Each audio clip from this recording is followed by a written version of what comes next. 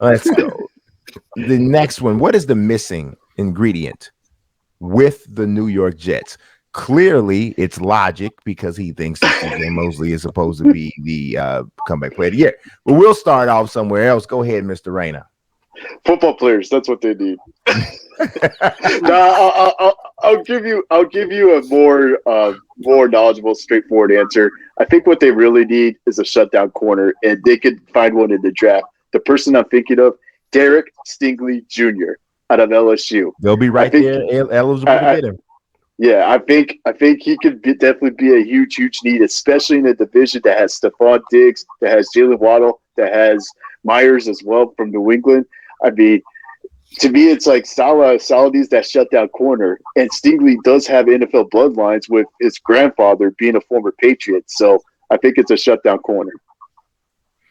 I like that answer. Interesting. What say you, Mr. Sanudo? Yeah, I have to agree with Lorenzo. I mean, I think corners is an absolute need. You can't have Guidry out there, getting beat by these receivers.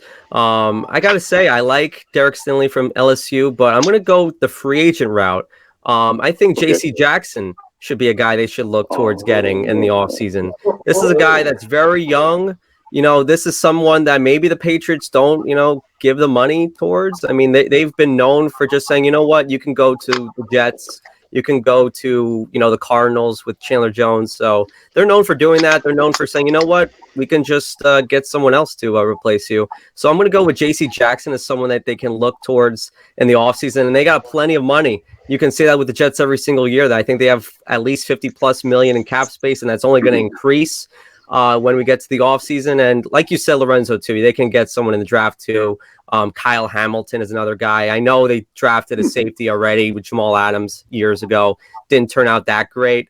But Kyle Hamilton is a beast, man. Like he's someone that I think is a lot better than Jamal Adams coming into the draft. And Ahmad Gardner, too. That's another guy that can, come up in the rankings, too. So watch out for him as well. But I think secondary has to be number one, especially when you have a defensive-minded head coach. Interesting.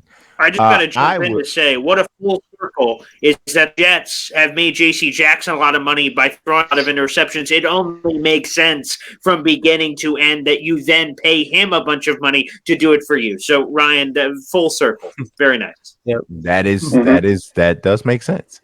So I will say, and this is pretty consistent with some of the things I've said about the Jets over the past month and a half or so. I think the missing ingredient is a consistently healthy Mekhi Becton. I think that is the missing ingredient. I think that a consistently healthy Mekhi Becton changes the offense, changes the pass protection, obviously changes the run game, and it in turn makes Zach Wilson a much better player, gives him some level of comfort. Obviously, it's not the only thing, but I think it is the single most important aspect of what they're missing on offense based off of what's in reasonable reach at this point. I'm not going to say that if Mekhi Becton was healthy all year, they'd be a playoff team, but I am comfortable with saying if Mekhi Becton was healthy all year, they'd be a lot closer to it than they are right now. I legitimately consider that kid to be that level of a game changer. And until they get him back healthy, you're going to see this offense not operating at an optimal level. They need him back. They need him on the field, healthy and dominating the left side the way we've seen him do in short bursts in between injuries. So that's my missing ingredient. What about you, Paul? You guys gave some spectacular answers, even better than I could have imagined. So first off, round of applause to each and every one of you. Phenomenal. Yeah, there you go. Yeah, a literal applause. Thank you, Lorenzo. That's very nice. And Ryan, the golf clap. That's nice.